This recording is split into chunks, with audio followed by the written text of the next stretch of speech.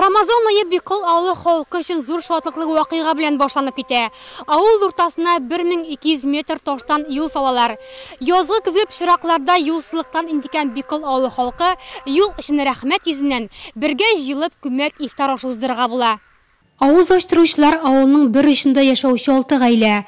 Авылдашларын бергә җыеп мул табын артында ифтар мәҗлесе уздыру аларның күптәнге хыялы була. Башта мәҗлесне урамда үткәргән ниятленсәләр дә, һава торышы бозылып китү сәбәпле өстәлләр мәдәният йортына күчә.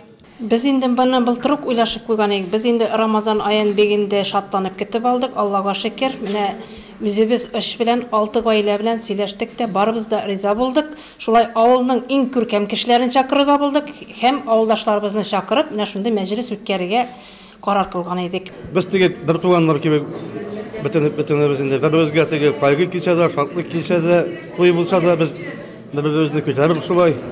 Менә авылда хәзер бу теге авыз ашу инде шулай бергәләп теге беренче көннән күтәреп алдык без аны. Гадәттә уен, көлке, җыр бию тавышларын ишетергә күнеккән мәдәният йорты диварлары бу көнне азан тавышына күмелде. Бикол авылында мондый күмәк ифтар ашлары уздыру беренче генә тапкыр әле. Шуңа да халык бик теләп килде. Акшам намазыннан соң бабайлар да кушылгач, табыннар тагын да түгәрәкләнеп китте. Һәм менә ул көтелгән мизгелләр. Аллаһның ризалыгын өмет итеп, көне буе уразада булган мөселманнар тәмледән-тәмле ризыклар белән сыйланды. Мин шушы 78 яшына җитеп, мондый клубларда ничәшәр гаилә, 6 гаилә җыелып мәҗлес уздырганны әле беренче күрүем. Бу бик зур шатлык безнең авыл өчен, авыл халкы өчен, безнең моны вакыт бөтен кеше өчен инде ул шундый шатлыклы. Хәзер ураза тотарга җиңел, ризык бар, дилдә бәйләү юк. Урагыры юк, уразада. Әни, төш вакытында әзрәк жал иткәндә зурат төбенә әзрәк жал итә идек. Шулай ураза тоттык. Кайтып бер арыш җәймәсе ашый идек тә, шуның белән җәңәдән.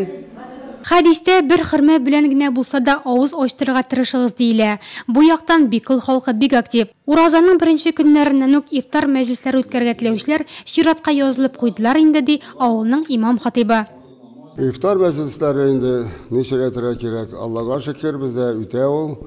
Халык бик актив катнашалар. Елда безнең әле көннәрдә җитмей 30 көнгә язылалар. Менә хәзер әле калды, всего 3 көнебез. 26 көнгә язылдылар. Авылда актив катнашалар, Аллаһның рәхмәте яусын. Ураза тоту бит ул нәрсә? Аллаһ Тәгаләгә үзең ышанып тапшыргачтан, инде Аллаһ Тәгалә үзе булыша бит адәм баласына. Менә бу жар көннәрне, әгәр ураза булмасаң, күпме су эчеп бетерәсең, күпме ашыйсы килә. Ураза булгачтан ашыйсы да килми, эчәсе дә килми, Аллаһка шөкер. Менә шул хәтле уңай. Мәҗлес Коръән аятләре куагазлар белән үрелеп барды. Ураза мөселманнарны берләштерә дигән сүз хак шул. Кылган яхшылыклар, җылы сүзләр араларны якынайта.